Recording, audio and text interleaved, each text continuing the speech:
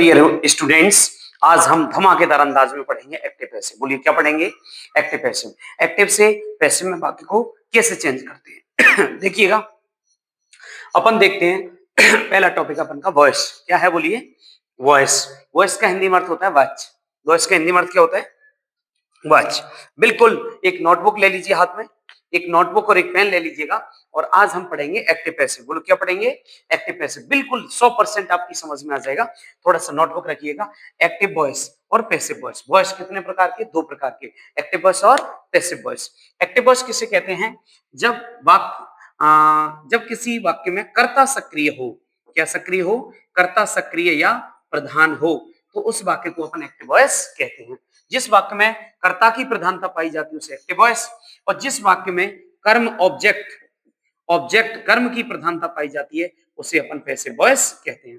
तो जिस वाक्य में कर्ता सक्रिय हो वो एक्टिव वॉइस, जिसमें कर्म सक्रिय हो वो पैसिव वॉइस। अब हम डायरेक्टली पढ़ते हैं एक्टिव से पैसिव बनाने के नियम। एक्टिव से पैसिव बनाने के नियम। एक एक्टिव के वाक्य को पैसिव में कैसे चेंज करते हैं उसके लिए हमको कुछ नियम फॉलो करने पड़ते हैं। तो मैं आपको एक एक करके समझाऊंगा, 100% आपकी समझ में आ जाएगा। बस बिल्कुल अपनी नोटबुक में जो आवश्यक चीज हो उनको लिखते चलना है और समझते चलना है। चलो स्टार्ट करते हैं। देखिएगा, इसमें मैंने एक वाक्य लिखा है, Radha कुक्स food daily. Radha कुक्स food daily, ये एक्टिव का वाक्य है। किसका वाक्य है? एक्टिव का वाक्य है। ठीक है, अब एक्टिव का वाक्य है तो हमको इसको किस में बदलना है? पैसिव में। तो मैं इसको बदल रहा हूं। देखिए, food is cooked cooked by Radha daily. Food is cooked by Radha daily. Sir आपने कैसे चेंज कर दिया? हमको तो पता ही नहीं चला। तो देखिए, हम पैसिव बनाते हैं, सबसे पहले एक सूत्र को काम में लेते हैं। किसको काम में लेते हैं? सूत्र को। सूत्र में क्या है? सबसे पहले हम लिखेंगे ऑब्जेक्ट। ऑब्जेक्ट का मतलब कर्म। उसके बाद जो हेल्पिंग वर्ब होती है ना वाक्य में, उसको लिखते हैं। ठीक है, चेंज करते हुए। उसके बाद हमेशा पैसिव के वाक्य में, ये सूत्र किसका है बताइए? पैसिव के वाक्य का सूत्र है। पैसिव बनाएंगे, सबसे पहले ऑब्जेक्ट लिखो, उसके बाद हेल्पिंग वर्ब लिखो। ठीक है, उसके बाद मेन वर्ब की हमेशा कौन सी फॉर्म आती है? Third form. ठीक है, उसके बाद हम लिखेंगे बाई कर्ता। जो वाक्य में कर्ता आता है, यहाँ कर्ता नहीं होगा, वो कर्म बन जाएगा, लेकिन जो कर्ता होता है ना सेंटेंस में, उसको लिखते हैं। अब यहाँ मैंने कर्म लिख दिया। कभी किसी वाक्य के शुरू में कर्म आता है क्या? नहीं आता। ठीक है, लेकिन वो हमने जो कर्म था वो कर्ता बना के लिखा है ना, तो वो कर्म वाला भाग आया है और जो कर्ता वाला भाग है वो यहाँ आ गया। उसके बाद शेष वाक्य को उतार देंगे। ये होता है सूत्र। हो सकता है ऐसा भी कर सकते हैं, बाई कर्ता हम लास्ट में लिख सकते हैं, शेष वाक्य को पहले लिख सकते हैं। लेकिन आप देखिए, सबसे हम ये सूत्र को काम में लेते हैं, कर्म सहायक्रिया मुक्रिया थर्ड फॉर्म बाई कर्ता प्लस शेष। लेकिन इससे पहले हमको नियम समझने होंगे। क्या समझने हुए? नियम।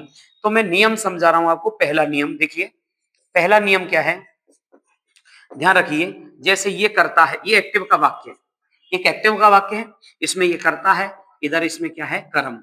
वाक्य में करता आता है, क्रिया आती है, और उसके बाद मुख्य क्रिया, ऑब्जेक्ट, प्लेस, टाइम, रेस्ट, इस तरह का भाग होता है। तो ये सब्जेक्ट है और ये ऑब्जेक्ट है। अब हम एक्टिव से पैसिव बनाना है। ये एक्टिव का वाक्य किस में बदलना है? हमको पैसिव में बदलना है। तो हम क्या करेंगे? एक्टिव से पैसिव बनाते समय पहला नियम कहता है कि कर्ता को कर्म, कर्म को कर्ता। अब कर्ता को कर्म कैसे बनाए? कर्ता को कर्म बनाने के लिए कोई खरिया से नहीं पोतना है उसको। कर्ता को अगर हम कर्म की जगह बिठा देंगे तो वो कर्म बन जाएगा, और यदि हम कर्म को कर्ता की जगह बिठा देंगे तो वो कर्ता हो जाएगा। तो हम क्या करेंगे? देखिए, इस वाले कर्ता को, ये कर्म की जगह है और ये किसकी है? कर्ता की।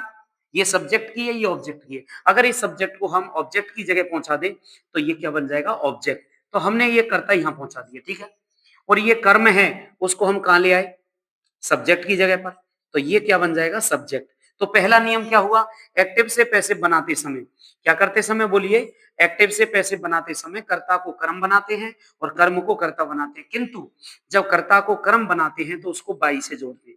किससे जोड़ते हैं? बाई से। पहला नियम समझ लो, एक्टिव से पैसिव बनाते समय कर्ता को कर्म और कर्म को कर्ता, लेकिन कर्ता को कर्म बनाते हैं तो हम बाई से जोड़ते हैं। देखो हमने किया है क्या? इस वाक्य में कर्ता कौन है बताओ? राधा है। इस वाक्य में कर्म कौन है? बोलो, फूड है। अब हमने इस वाले कर्ता वाले भाग को कहां पहुंचा दिया? फूड की जगह। देखो, बाई राधा, बोलो बाई कर्ता, पहुंचा दिया ना। इस फूड वाले भाग को हम कहां ले आए? राधा की जगह। देखो ये कर्ता। तो हमने क्या किया? कर्म को कर्ता बना दिया, कर्ता को कर्म बना दिया। आप समझ रहे होंगे। एक्टिव से पैसिव बनाते समय पहला नियम क्या है?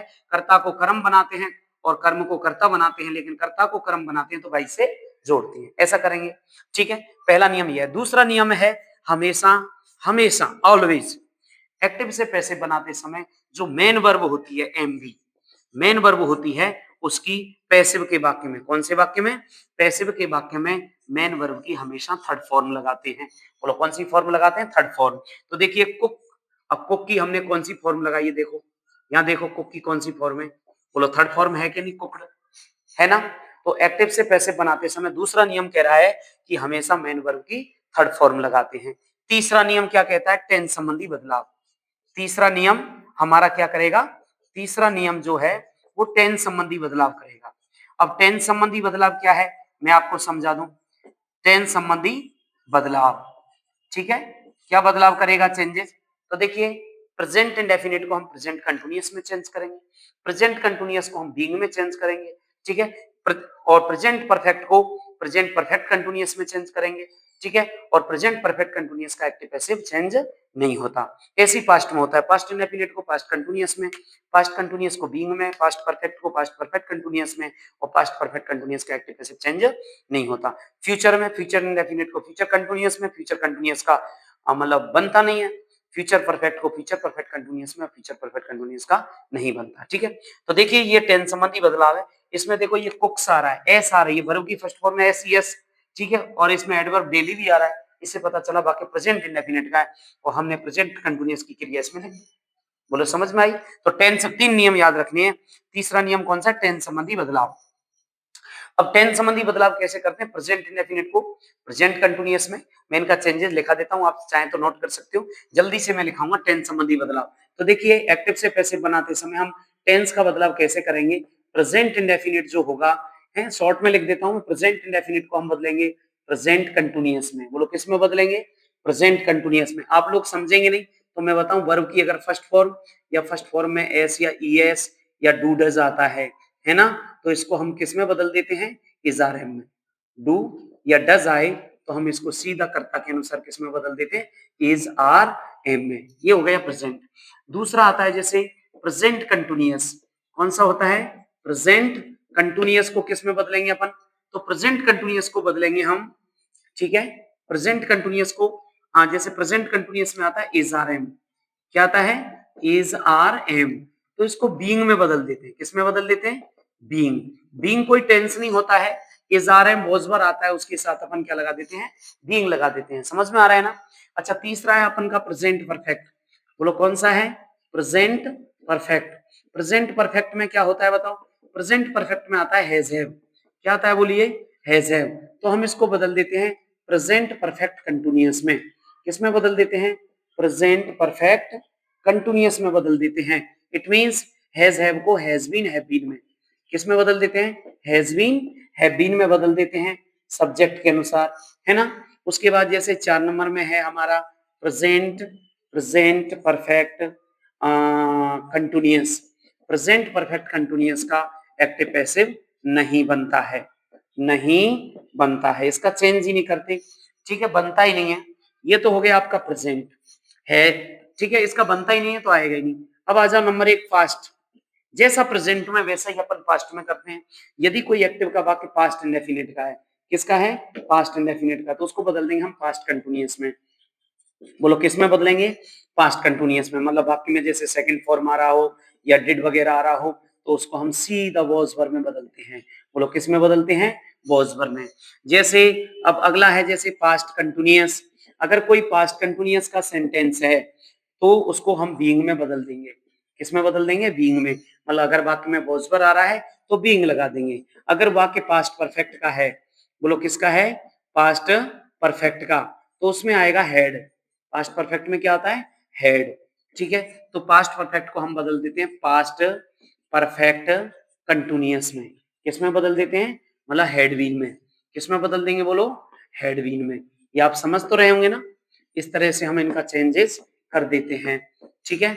अच्छा अब पास्ट परफेक्ट कंटिन्यूअस की बात आ जाए। पास्ट परफेक्ट कंटिन्यूअस का अपन का एक्टिव पैसिव नहीं बनता, पास्ट परफेक्ट कंटिन्यूअस का एक्टिव पैसिव नहीं बनता, ठीक है। ये चार्ट है पूरा, आप इस चाहें तो इस चार्ट को जमा के लिख भी सकते हो, ये चार्ट बन गया, ये पास्ट हो गया पूरा।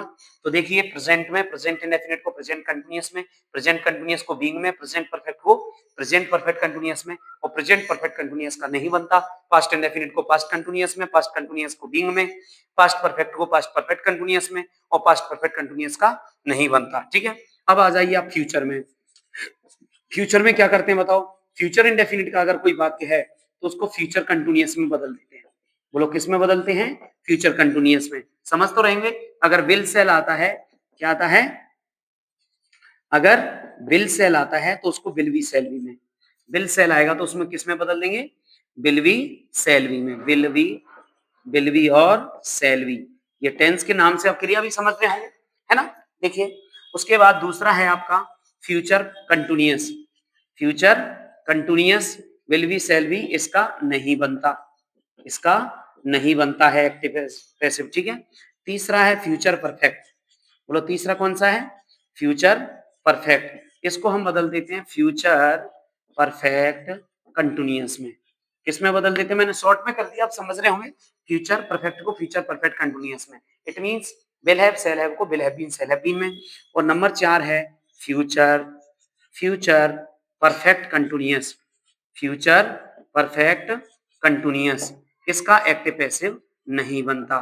तो बताइए कितने टेंसों का एक्टिव पैसिव नहीं बनता है? एक तो इसका नहीं बनता, एक इसका नहीं बनता, ठीक है, इसका भी नहीं बनता और इसका नहीं बनता। 4 टेंसों का एक्टिव पैसिव नहीं बनता। बाकी का इनका जो चेंज होगा वो अपन इस टेंस के हिसाब से हम चेंज कर देते हैं। तो आप लोगों की समझ में आ रहा होगा टेंस संबंधी। ये तीसरा नियम बता रहा हूं मैं, कौन सा? तो एक्टिव से पैसिव बनाते समय मोस्टली 3 ही नियम करते हैं, काम में लेते हैं। कौन कौन से? कर्ता को कर्म बनाओ, कर्म को कर्ता बनाओ, कर्ता को कर्म बनाए तो भाई से जोड़ो, पहला नियम। दूसरा है एक्टिव से पैसिव बनाते समय हमेशा मुख्य क्रिया कौन सी फॉर्म? थर्ड फॉर्म लगाओ। तीसरा है टेंस संबंधी बदलाव। टेंस संबंधी बदलाव में अगर प्रेजेंट इंडेफिनिट का कोई वाक्य आता है तो उसको अपन प्रेजेंट कंटिन्यूअस में बदलेंगे, कंटिन्यूअस को बीइंग में, परफेक्ट को परफेक्ट कंटिन्यूअस में। परफेक्ट कंटिन्यूअस का चेंज नहीं होता। पास्ट इंडेफिनिट को पास्ट कंटिन्यूअस में बदल दो, पास्ट कंटिन्यूअस को बीइंग में। अच्छा बीइंग कौन सा टेंस होता है? बीइंग कोई टेंस नहीं होता, सहायक क्रिया पास्ट कंटिन्यूअस की वॉज वर ही आप लगाओगे, ठीक है, लेकिन आप उनके साथ केवल क्या लगा दोगे? बीइंग लगा दोगे, ठीक है ना। उसके बाद पास्ट परफेक्ट को पास्ट परफेक्ट कंटिन्यूअस में, और पास्ट परफेक्ट कंटिन्यूअस का एक्टिव पैसिव नहीं बनता। फ्यूचर इंडेफिनिट को फ्यूचर कंटिन्यूअस में, फ्यूचर कंटिन्यूअस को का नहीं बनता। फ्यूचर परफेक्ट को फ्यूचर परफेक्ट कंटिन्यूअस में, और फ्यूचर परफेक्ट कंटिन्यूअस का नहीं बनता। ये नियम है, ये हमको काम में लेने हैं। अब हम एक्टिव से पैसिव बनाएंगे धड़ल्ले से। देखिएगा मैं ये मिटा देता हूं। अभी अपने एक सेंटेंस लिखते हैं और ये बदलाव काम में लेते हुए हम तुरंत एक्टिव पैसिव बनाते चलेंगे। मैं यहां से ये मिटा दूं थोड़ा सा। एक बार मैं पैसिव का सूत्र फिर लिख रहा हूं, आप लोग सुनिएगा। एक्टिव से पैसिव बनाते समय कौन सा सूत्र काम में लेते हैं वो आप नोट कर सकते हैं। जनरली यही सूत्र काम में लिया जाता है। अपन पढ़ रहे हैं एक्टिव से पैसिव। क्या पढ़ रहे हैं बोलिए? एक्टिव से पैसिव पढ़ रहे हैं। मैं आपको समझा रहा हूं, ध्यान से देखिएगा। जैसे वाक्य है Anil has eaten food at room. अब देखिए हम एक सूत्र काम में लेते हैं। पहले मैं सूत्र और लिखा दूं आपके लिए, यहां पर लिख देता हूं पैसिव का सूत्र। सूत्र क्या होता है? सबसे पहले हम लिखेंगे कर्म, कर्म के बाद मतलब ऑब्जेक्ट, समझ तो रहे होंगे। उसके बाद लिखते हैं हम हेल्पिंग वर्ब, अभी मैंने बताया था। उसके बाद लिखेंगे हम मेन वर्ब की थर्ड फॉर्म, ठीक है। उसके बाद बाई कर्ता, बाई सब्जेक्ट मतलब। उसके बाद शेष रेस्ट वाक्य को उतार देते हैं, ठीक है ना। बहुत दोनों मीडियम के लिए बता रहा हूँ, हिंदी हो इंग्लिश हो आप, ठीक है। तो देखिएगा मैं यहाँ पर पैसिव बना रहा हूँ। क्या बना रहा हूँ? पैसिव। आप सब लोग थोड़ा समझ सकते हैं पैसिव, ठीक है। तो देखिए ये सूत्र है। इस वाक्य में हमको देखना पड़ेगा सबसे पहले ऑब्जेक्ट क्या है। अगर वाक्य में आपको ऑब्जेक्ट का पता नहीं चलता तो मैं आपको परमानेंट पहचान बता देता हूँ। ऑब्जेक्ट कहाँ होता है पता है? वाक्य में जो मुख्य क्रिया होती है ना, मेन वर्ब, उस मेन वर्ब के ठीक बाद ऑब्जेक्ट होता है। तो मेन वर्ब देखिए, जैसे ये वाक्य, ये सब्जेक्ट है, ये हेल्पिंग वर्ब है। क्या है बोलिए? हेल्पिंग वर्ब है। हेल्पिंग वर्ब, ये मेन वर्ब है। मेन वर्ब कहते हैं एमबी। मेन वर्ब के ठीक बाद हमारा क्या होता है? ऑब्जेक्ट होता है। तो ये हमारा क्या है? कर्म। और ये हमारा क्या है? कर्ता, है ना। ये सब्जेक्ट है, ये ऑब्जेक्ट है। अब हम एक काम करते हैं, दोनों का हस्तांतरण, कर्ता को कर्म, कर्म को कर्ता, पहला नियम। तो हम पहले नियम को काम में लेंगे। सबसे पहले हमको ऑब्जेक्ट की ही जरूरत है। ऑब्जेक्ट क्या है बताओ? फूड। याद रखना ऑब्जेक्ट के बाद हम लगाते हैं हेल्पिंग वर्ब। क्या लगाते हैं बोलिए? Helping verb. ये हेल्पिंग वर्ब हमेशा ऑब्जेक्ट के अनुसार ही आएगी। अभी तो इस वाक्य में किसके अनुसार है हेल्पिंग वर्ब? सब्जेक्ट के अनुसार। इस ये गलती हो जाती है अक्सर स्टूडेंट से कि जो हेल्पिंग वर्ब दे रखी है उसी को लिख देते हैं। नो, ठीक है। हेल्पिंग वर्ब लिखते समय दो चीजें ध्यान रखनी। कितनी चीजें? दो चीजें। पहली चीज, हम यहाँ हेल्पिंग वर्ब लिखेंगे तो सीधा नहीं लिखेंगे, क्योंकि ये तो सब्जेक्ट के अनुसार है। अब हम लगाएंगे किसके अनुसार? ऑब्जेक्ट के अनुसार। तो देखो देखो, ऑब्जेक्ट सिंगुलर है या प्लूरल है? सिंगुलर है। सिंगुलर है, जिसमें क्या आ रही है? हैज। अब पहली चीज तो हो गई कि हम ऑब्जेक्ट के अनुसार लगाएंगे। दूसरी चीज ये लगाएंगे कि इसमें टेंस संबंधी बदलाव करना है। हेल्पिंग वर्ब लगाते समय हमको टेंस संबंधी बदलाव पे ध्यान देना है। ठीक है, किस पर? टेंस संबंधी बदलाव। तो देखिए हैज दे रखा है, प्रेजेंट परफेक्ट का वाक्य है, इसको हम प्रेजेंट परफेक्ट कंटिन्यूअस में चेंज करेंगे। प्रेजेंट परफेक्ट देखिएगा, प्रेजेंट परफेक्ट हैज है आ रहा है, तो हम प्रेजेंट परफेक्ट कंटिन्यूअस में हैज बीन, हैव बीन में चेंज कर देंगे। फूड एक वचन है तो हम लगाएंगे इसमें हैज। क्या लगाएंगे? Has been. ठीक है। अगर वाक्य में नॉट वगैरह कुछ होता तो हम बीन को बाद में कर देते। तो देखिए सूत्र पर जाइए, सूत्र पर ध्यान रखोगे कभी गलत नहीं होगा। सही कह रहा हूं मैं, बिल्कुल गलत नहीं होगा। सबसे पहले हम क्या लिखेंगे? कर्म। हेल्पिंग वर्ब लगा दी। अब किसका नंबर है? मेन वर्ब का। मेन वर्ब क्या है? ईटन। मेन वर्ब की हमेशा थर्ड फॉर्म, भगवान की कृपा से थर्ड फॉर्म दे ही रखी है, तो कोई रिस्क नहीं लेना आपको। ईटन हो गया। उसके बाद क्या करना है आपको? बाई करता। तो करता कौन है? अनिल। तो उसके बाद हम लगा देंगे बाई अनिल। शेष वाक्य क्या है? शेष वाक्य उसमें कुछ बचा है? हाँ बचा है, एट रूम। तो हमने उतार दिया एट रूम। बोलो समझ में आया? समझ में आया? Thank you. एक सेंटेंस और समझाता हूं मैं एक्टिव से पैसे बनाते समय, सुनिए। जैसे जैसे इधर देखिएगा मोहित मोहित प्लेड फुटबॉल। मोहित प्लेड फुटबॉल यस्टरडे। अब देखिएगा ये सेंटेंस हमको किसमें बनाना है? पैसे में। तो देखिए हम इसका पैसे बनाएंगे। हमारे पास वही तीन नियम है। कर्ता को कर्म बनाओ। कर्ता कौन है? मोहित। कर्म कौन है? फुटबॉल, क्योंकि मुख्य क्रिया के बाद ही तो आता है। अब इसमें सहायक क्रिया नहीं है। ठीक है, मुख्य क्रिया डायरेक्ट।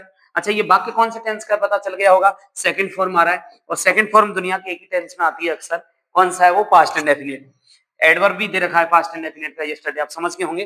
तो देखिएगा सूत्र पे जाइए, ध्यान सूत्र पे रहेगा। सूत्र कह रहा है कि सबसे पहले क्या लाओ?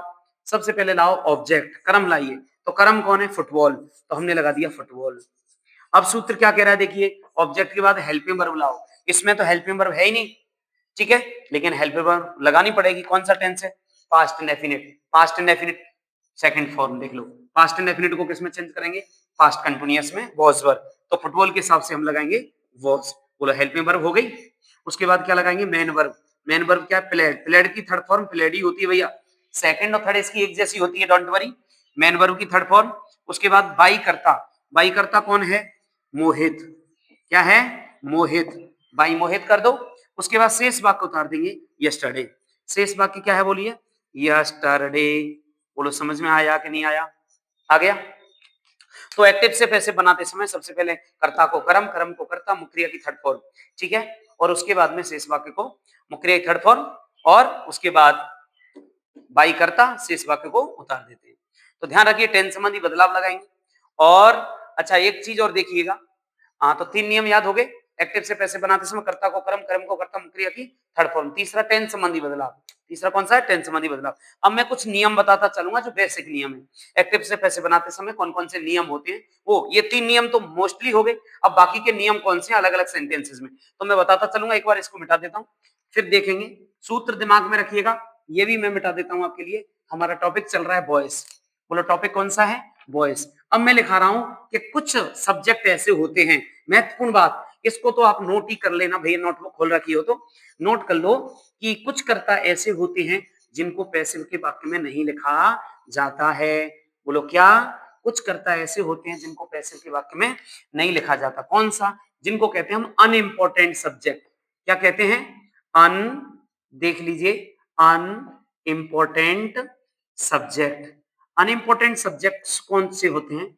सुन लो भैया, जैसे पीपल, हाँ people, police, children, children, we, they, note कर सकते हो, वी दे, और संबंध, someone, somebody, no one, nobody, nobody, ठीक है।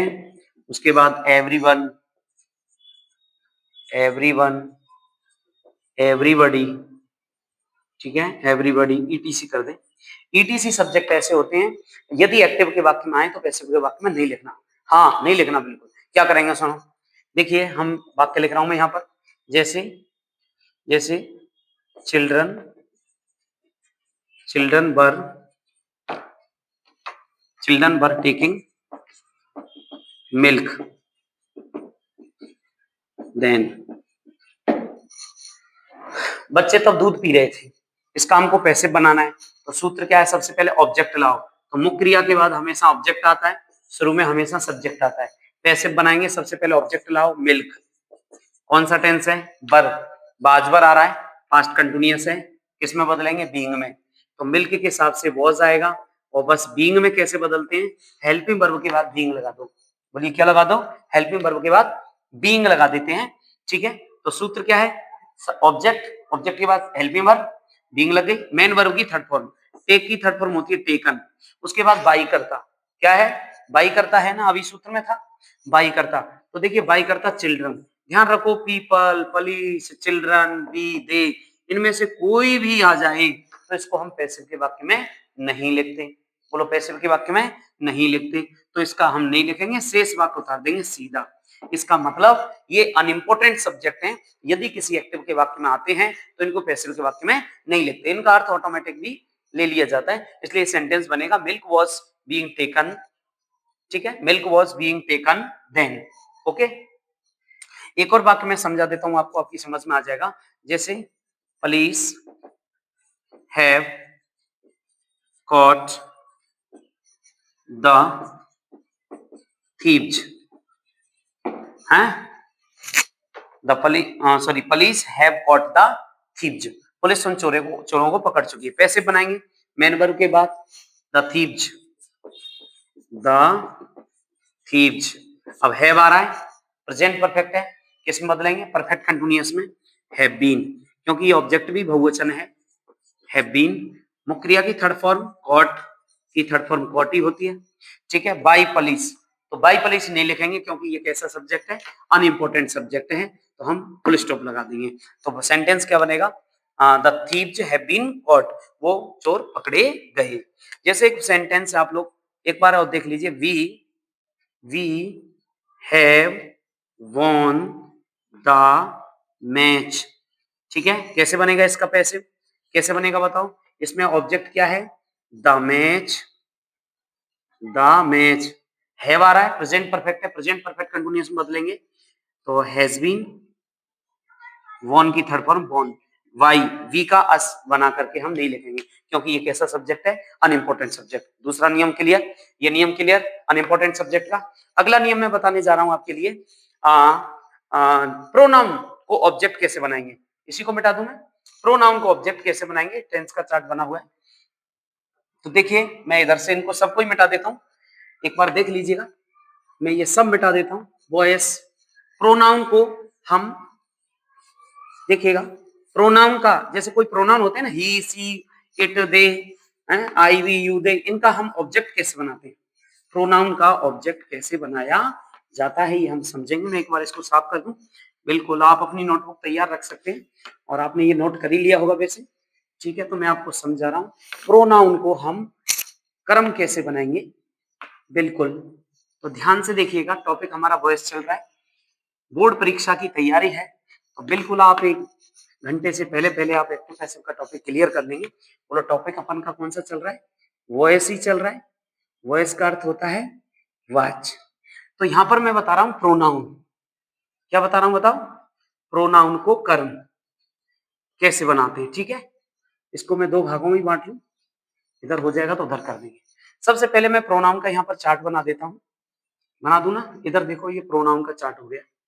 जैसे थोड़ा सा इधर देखिएगा, प्रोनाउन का चार्ट ऐसे बना देता हूं मैं, है ना। इसमें क्या है देखो,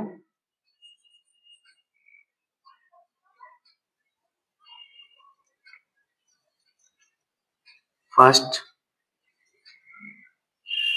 देखिए 3 पर्सन होते हैं, कितने पर्सन होते हैं? 3।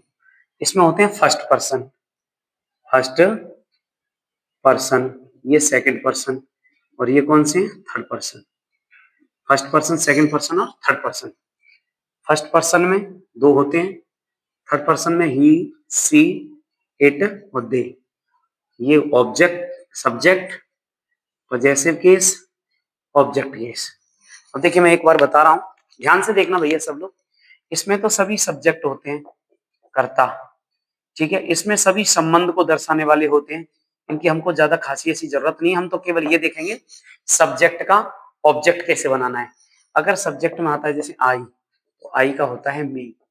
मैं पूरा ही बना देता हूं, वी, आवर, अस। तुम बना सकते हो इसको। सेकंड पर्सन में आता है यू, योर, यू। और थर्ड पर्सन में आता है he, his, him, she, her, her, it, its, it, they, their, them. अब सुन लो भैया, एक्टिव से पैसे बनाते समय ये 2 प्रोनाउन तो ऐसे हैं जो अनइम्पोर्टेंट सब्जेक्ट के हैं, इनका तो कर्म बनता ही नहीं है, मैंने अभी लिखा दिया पहले। अगर किसी एक्टिव के वाक्य में कोई आई आ रहा हो, क्या आ रहा हो? आई, तो अपन आई का ऑब्जेक्ट क्या बनाएंगे? मी। क्या बनाएंगे बताओ? कर्म मी बनेगा। यू का क्या बनेगा? यू बनेगा। ही का क्या बनेगा? हिम बनेगा। सी का क्या बनेगा? हर बनेगा। इट का इट। दे का देम और यू बी का हम लिखते नहीं। समझ गए ना बात को? ठीक है, मैं यहां पर बना रहा हूं, देखिए एक सेंटेंस है, सेंटेंस में बता रहा हूं, आप लोग देखिएगा ध्यान से। सेंटेंस है, I am playing cricket now. मैं अब क्रिकेट खेल रहा हूं, इसका पैसिव बनाना है हमको। क्या बनाना है बोलिए? पैसिव बनाना है। तो देखिए कर्ता, सहायक क्रिया, मुख्य क्रिया, कर्म। कर्म कौन है? क्रिकेट। सब्जेक्ट कौन है? आई। अब इसका हमको कर्म कैसे बनाना है, पैसिव कैसे बनाना है? क्रिकेट को लाइए, सबसे पहले क्रिकेट। क्रिकेट के बाद क्या लगाते हैं? Helping verb. सूत्र में देखा होगा आपने, हेल्पिंग वर्ब क्या लगाएंगे? प्रेजेंट कंटिन्यूअस है, किस में बदलेंगे? बीइंग में, मतलब टेंस वही रहेगा, तो इज। प्रेजेंट कंटिन्यूअस के अनुसार क्या लगाएंगे अपन? इज लगाएंगे, ठीक है। उसके बाद बीइंग में अलग बदल दो तो हम बीइंग लगा देंगे। प्लेइंग की थर्ड फॉर्म प्लेड होती है, बाई करता। तो बताओ आई का अपन कर्म क्या बनाएंगे? मी बनाएंगे और शेष वाक्य को उतार देंगे। बोलो समझ में आया? तो एक्टिव से पैसे बनाते समय यदि कोई प्रोनाउन आता है तो इस तरीके से उनका ऑब्जेक्ट बनाना है। आप लोग बिल्कुल समझ रहे होंगे। एक वाक्य मैं और करा दूं आपको। देखिए जैसे वाक्य है, सी वॉज कुकिंग राइस देयर। अब ये है, हमेशा पैसिव सकर्मक क्रियाओं का बनता है, ये तो आपको पता होना चाहिए। अकर्मक क्रियाओं का पैसिव नहीं बनता। अकर्मक क्रियाएं वे होती हैं जिनका कोई कर्म नहीं होता, जैसे हंसना, रोना, हंसना, रोना, दौड़ना, जाना, इनका नाचना, ये अकर्मक क्रिया होती हैं। जिनका कर्म ना हो, जिनका कोई ऑब्जेक्ट ना हो, वो अकर्मक क्रिया होती हैं, उनका पैसिव नहीं बनता, केवल सकर्मक क्रियाओं का बनता है। तो इसका पैसिव कैसे बनाएंगे? देखिए आप चुटकियों में, तो फिर आ जाइए धमाकेदार और अंदाज में। तो इसका हम पैसिव बनाएंगे, तो सबसे पहले हम क्या है? कर्म छांटो। अच्छा, कर्म की ट्रिक्स बताऊं, हमेशा लागू नहीं होगी ये। सहायक क्रिया वाक्य में हो तो चौथे स्थान पर, और सहायक क्रिया नहीं हो तो तीसरे स्थान पर कर्म पाया जा सकता है। हमेशा तो नहीं पाया जा सकता है। 1 2 3 4, हेल्पिंग वर्ब नहीं होगी तो 1 2 3। जैसे वाक्य में नॉट आ गई तो, और कोई एडवर्ब आ गया तो चक्कर पड़ सकता है, ये हमेशा की बात नहीं है। हाँ, हमेशा की बताऊं, मुख्य क्रिया जो होती है उसके बाद हमेशा ऑब्जेक्ट आता है। इसका पैसिव क्या होगा? राइस, राइस, ठीक है, सिंगुलर है। वॉज पास्ट कंटिन्यूअस है, बीइंग में बदलो तो बीइंग। कुकिंग की थर्ड फॉर्म कुक्ड, बाई, सी का क्या हो जाएगा? हर। बोलो सी का क्या है? हर। देयर की जगह देयर। बोलो कोई दिक्कत? समझ गए? अगला मैं यहां पर बता रहा हूं आपको, ये तो आप समझ गए होंगे, ठीक है, समझ गए। आगे है अगला मैं नियम बता रहा हूं, गोइंग टू वाले वाक्य। बोलो कौन से वाक्य हैं? गोइंग टू, ठीक है। गोइंग टू वाले वाक्यों में क्या होता है, मैं यहां समझा दूं। गोइंग टू वाले वाक्य, हेडिंग डलता है एक्टिव पैसिव में। गोइंग टू वाले वाक्य, यदि किसी वाक्य में कोई होरी को पैदा हो जाता है तो उसका नाम होरीलाल रख देते थे पहले। कोई दिवाई को पैदा हो जाता था तो दिवाई लाल रख देते, कोई चश्मा पहनता है तो चश्मा वाला बाबा, है ना? ईद को पैदा हो जाए तो ईदू नाम रख देते।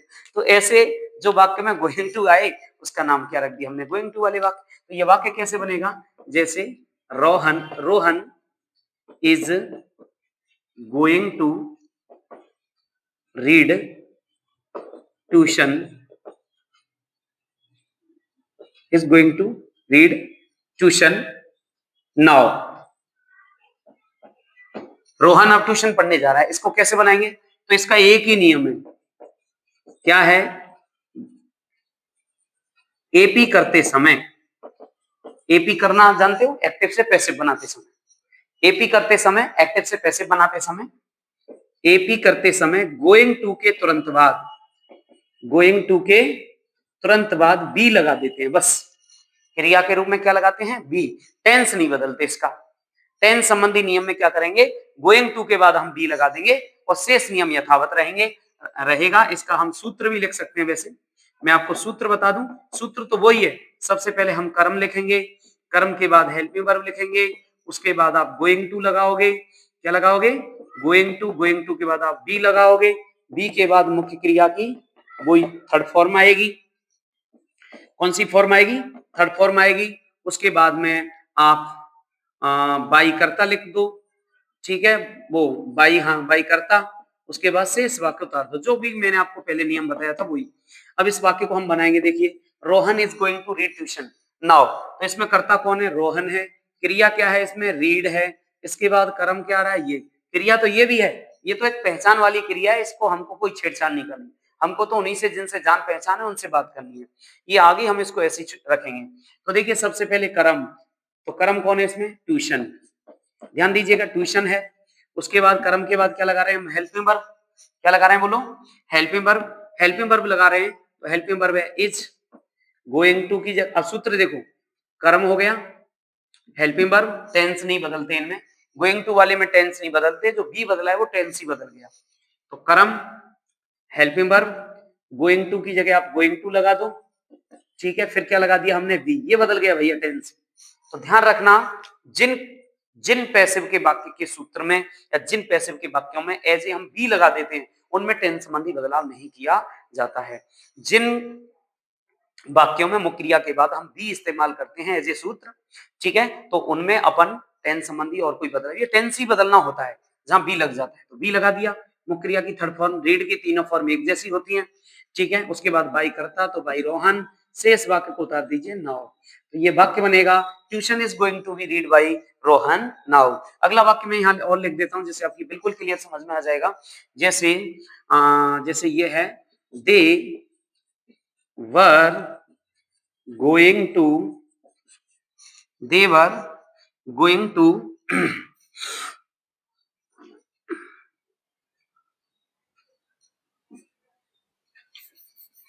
they were going to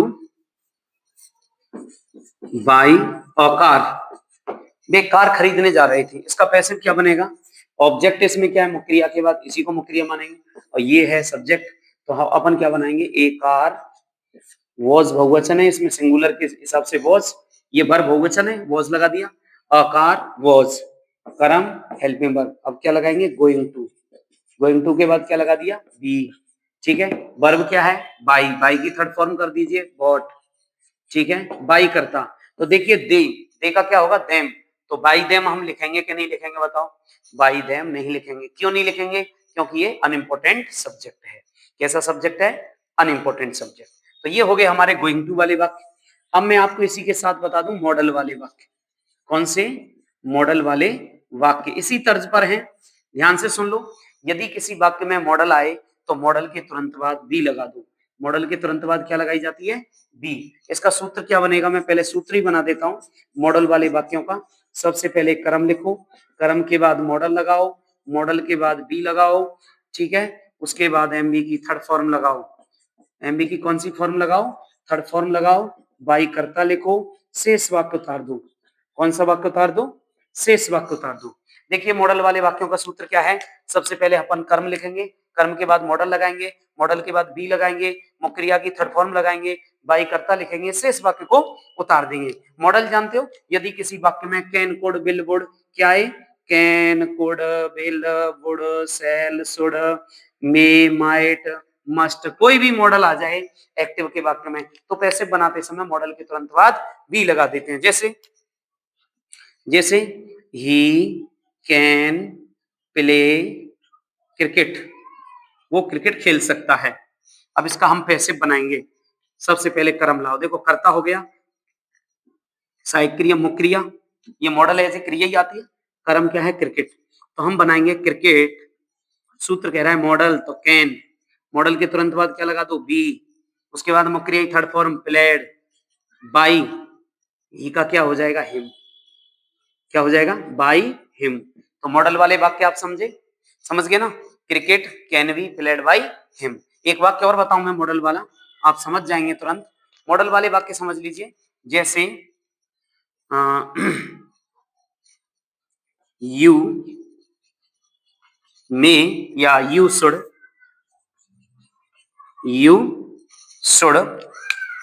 take fruits daily, you should take fruits daily, आपको रोजाना फल खाने चाहिए। इसका पैसिव क्या बनेगा बताओ? पैसिव बनेगा, पैसिव का सूत्र है, सबसे पहले कर्म लाओ, कर्म मुख्य क्रिया के बाद होता है, मुख्य क्रिया के बाद क्या है? फ्रूट्स। तो हम इसका पैसिव बनाएंगे, देखिएगा फ्रूट्स, फिर कर्म के बाद क्या लिखेंगे? मॉडल, तो मॉडल क्या है? शुड, शुड है, उसके बाद क्या लगाएंगे हम? बी। ध्यान दीजिएगा, ध्यान दीजिएगा, डिस्टर्ब मत होइएगा, पढ़ाई बस लगे की है। सबसे पहले हम कर्म लाए, कर्म क्या है? फ्रूट्स है, फ्रूट्स के बाद क्या लगाया? मॉडल, मॉडल के बाद क्या लगाएंगे? बी, बी के बाद मुख्य क्रिया की third form, third form take की थर्ड फॉर्म क्या होती है? Taken, by you, by you, शेष वाक्य उतार दो डेली। अच्छा, ये बाई यू लास्ट में भी आप लिख सकते हैं। तो ये मॉडल वाले वाक्य आगे हो गए। कोई भी मॉडल वाला वाक्य आए, पहले आप ऑब्जेक्ट लाओ, मॉडल के तुरंत बाद क्या लगा देते हैं? बी। ये फॉर्मूला है, इसको अपन काम में लेते हैं। बात समझ में आ रही है? हाँ, बीच में पानी भी पी सकते हो, ऐसी कोई बात नहीं है। हाँ, हमारा सही समय पे हो जाएगा। तो देखिए, हमने एक्टिव पैसिव में एक बार हम फ्लैशबैक डालते हैं थोड़ा सा। हमने सबसे पहले साधारण वाक्य पढ़े, कर्ता को कर्म, कर्म को कर्ता, मुख्य क्रिया थर्ड फॉर्म। उसके बाद हमने सबसे पहले आपको बताया अनइम्पोर्टेंट सब्जेक्ट। कुछ कर्ता ऐसे होते हैं जिनको पैसिव के वाक्य में नहीं लिखते, जैसे पीपल है, पुलिस है, चिल्ड्रन है, बी है, दे है, समवन है, समबॉडी, एवरीवन है, everybody, no one, no one, nobody. ठीक है, इस तरह का कोई सब्जेक्ट आता है तो पैसिव के वाक्य में मान लिखो। फिर प्रोनाउन, यदि किसी वाक्य में कोई प्रोनाउन आता है, जैसे आई है, यू है, ही, सी, इट, तो इनको पैसिव के वाक्य में नहीं लिखते। वी, दे, तो वो पैसिव के वाक्य में लिखते हैं, लेकिन क्या लिखते हैं? आई का लिखेंगे मी, यू का यू, ही का हिम, सी का हर, इट का इट। अच्छा, वी और दे आता है, इनको हम नहीं लिखते। ठीक है, अब देखिएगा गोइंग टू वाले वाक्य, गोइंग टू वाले वाक्य में यदि एक्टिव के वाक्य में गोइंग टू आए तो पैसे बनाते समय बी लगा दो, यदि मॉडल वाला आए तो मॉडल के बाद बी लगा दो। बोलो, बात समझ में आई? अब मैं आपको बताऊंगा डबल ऑब्जेक्ट वाले वाक्य, एक साथ दो कर्म आ जाए तो हम क्या करेंगे। तो भी हम किसी भी कर्म से हम पैसे बना सकते हैं। हल्का सा मैं बता देता हूँ डबल ऑब्जेक्ट वाले वाक्य, तो मैं इनको बिटा दूं जल्दी से, आप लोग थोड़ा सा नोट कर लिया होगा। Thank you. तो देखिएगा, आप कहीं मत जाइए, आज हम एक्टिव पैसिव पूरे करके एक ही क्लास में आपको एक्टिव पैसिव समझाने हैं, और मुझे लग रहा है कि आपकी समझ में आ भी रहा होगा। इसलिए एक ही क्लास में हमको एक्टिव पैसिव समझने, आप नोट करते भी चल सकते हैं साथ ही साथ। ठीक है, अब थोड़े से और बचे हैं, हम उनको समझाने वाले हैं, बस ध्यान से देखिएगा, ज्यादा टाइम वेस्ट नहीं है। अगर किसी वाक्य में डबल ऑब्जेक्ट आ जाए तो आपको डरने की जरूरत नहीं है, हम किसी भी ऑब्जेक्ट से हम कर्म पैसे वो सॉरी पैसेज बना सकते हैं, पैसे बना सकते हैं। कैसे बनाएंगे पैसे? तो देखिए, सबसे पहले किसी एक कर्म को ले लो, कर्म को हम समझने के लिए दो भागों में बांट सकते हैं। कर्म को कितने भागों में बांट सकते हैं अपन? दो भागों में बांट सकते हैं। जैसे कि डबल ऑब्जेक्ट वाले वाक्य में यहां लिख देता हूं, डबल ऑब्जेक्ट वाले वाक्य। कैसे वाक्य बोलिए? डबल ऑब्जेक्ट वाले वाक्य। ठीक है, तो हम समझने के लिए कर्मों को दो भागों में बांट सकते हैं, सजीव कर्म और निर्जीव कर्म। अच्छा, कर्म होते नहीं है सजीव निर्जीव, पर हमने इनकी दो कैटेगरी कर ली है। किसकी? कर्म की। दो कैटेगरी कौन सी है? जैसे इधर देखो, मैं इसको दो भागों में ही बांट लेता हूँ फिर भी। इधर देखो, कर्म दो भाग, एक तो होते हैं सजीव, एक होते हैं निर्जीव। ये कौन सा क्लासिफिकेशन हो गया भैया? कर्म दो प्रकार के होते नहीं है, मैं समझाने के लिए बता रहा हूँ। ठीक है, सजीव की कैटेगरी में हमने रख दिया है प्रोनाउंस को, जैसे me, us, you, him, her, it, them, ये प्रोनाउन आते हैं ना, अगर किसी वाक्य में आए तो ये सजीव कर्म है। निर्जीव कर्म में रख लिया, जैसे फूड, लेटर, क्रिकेट है, कोई भी ऐसे कोई आता है तो अनंत है, ठीक है, ये कितने भी हो सकते हैं। तो हम अब मैं एक नियम बोल रहा हूँ, यदि हम निर्जीव कर्म से पैसे बनाते हैं तो सजीव कर्म को मुक्रिया के बाद टू से जोड़ देते हैं। सुन लीजिए नियम, यदि हम निर्जीव कर्म से पैसे बनाएं तो सजीव कर्म को मुक्रिया के बाद हम कैसे जोड़ देते हैं, टू से। मैं एक सूत्र लिख देता हूँ, पहले मैं इन्हीं से बना रहा था, ये तो आए भी नहीं थे, मैं इन्हीं से बनाना सिखाऊंगा आपको, आप भी, ठीक है, ये आते हैं तो इनको जोड़ देंगे, अगर इनसे बनाएंगे तो वो भी मैं बता देता हूँ। पहले मैं यहाँ एक सूत्र लिख देता हूँ, ध्यान रखिए। सबसे पहले हम लिखेंगे निर्जीव कर्म, क्या लिखेंगे बोलो, निर्जीव कर्म, ठीक है। उसके बाद हम लिखेंगे सहक्रिया, ठीक है। उसके बाद हम लिखेंगे मुक्रिया, ठीक है, मुक्रिया की थर्ड फॉर्म। इसके बाद हम टू लगाएंगे और टू के बाद लिख देंगे सजीव कर्म, ठीक है। टू के बाद क्या लिख देंगे, सजीव कर्म। उसके बाद शेष वाक्य को उतार देंगे। बाई कर्ता अब हम लास्ट में लिखेंगे, जो बाई कर्ता मुक्रिया के बाद लिखते थे ना, उसको हम कहाँ लिखेंगे, बिल्कुल लास्ट में, ठीक है। तो निर्जीव कर्म, हेल्पिंग वर्ब, मुक्रिया थर्ड फॉर्म, टू सजीव कर्म, उसके बाद शेष वाक्य, उसके बाद बाई कर्ता। जैसे मैं एक वाक्य बताऊं, एक वाक्य दे रहा हूं, ध्यान से देखिएगा। जैसे वाक्य है, ये तो पैसिव का सूत्र है, किसका सूत्र है, पैसिव का। एक्टिव का मैं वाक्य लिख रहा हूं, जैसे सी told me a story last night, कल रात उसने मुझसे कहानी कही। ध्यान देना भैया, अब हम पैसे बनाएंगे तो देखिए निर्जीव कर्म, कौन सा कर्म लगाएंगे हम, निर्जीव कर्म। कर्म दो हैं, देखो ये तुमसे अब हनुमान जी की सी होगी, कौन से बनाए, हनुमान जी बूटी लेने गए थे, तो उनको लगा यार सारी अंगूठी, वो सारी बूटी एक जैसी हैं, कौन सी लेके चलूं, तो वो तो पूरा पहाड़ ही उठा लाए, ठीक है। तो आप पूरे कर्मों को थोड़ी उठाओगे, इनमें से एक चूज करना है आपको, किसी से भी बना सकते हो। अभी तक हम निर्जीव कर्म से बनाते आ रहे थे, अब सजीव कर्म भी आ गया। मैं कह रहा था मुक्रिया के बाद हमेशा कर्म आता है, तो देखिए कर्म ये भी है और ये भी है, किससे बनाओगे, तो पहले मैं आपको निर्जीव कर्म से बता देता हूँ, किससे, निर्जीव कर्म कौन सा, यही है निर्जीव कर्म, देख लो। सजीव कर्म में ये प्रोनाउन आते हैं, समझने के लिए बनाया ये चार्ट तो, ठीक है। तो देखिएगा, निर्जीव कर्म से हम बनाएंगे तो हमने लिख दिया अ स्टोरी, बोले लिख दिया स्टोरी, ध्यान दे रहे हो, अच्छा अ स्टोरी लिख दिया। अब उसके बाद क्या लिखेंगे, सहायक क्रिया।